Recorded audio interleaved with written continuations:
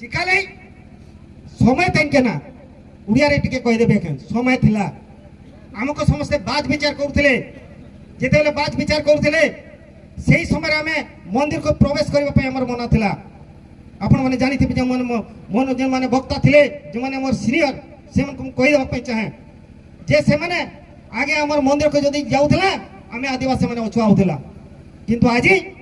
आमे सेही बड़ बड़िया लोक मान को पाखरे आमे वर्तमान बंधा भी पड़ीछु एवं हमर भाषा साहित्य विशेष करी अब मुंडा भाषा के नान जेत की शिक्षित में को जेते शिक्षित को अब मुंडा भाषा के रीडिंग ता दबु यो के पाठ पढ़ा कानी सुंदर कॉलेज रे पढ़ा कानी किंतु फिर भी मुंडा बखानाई चिका लाई जे तो मुंडा संस्कृति में ना मुंडा सभ्यतार पारंपरिक में ना किंतु अब मुंडा सभा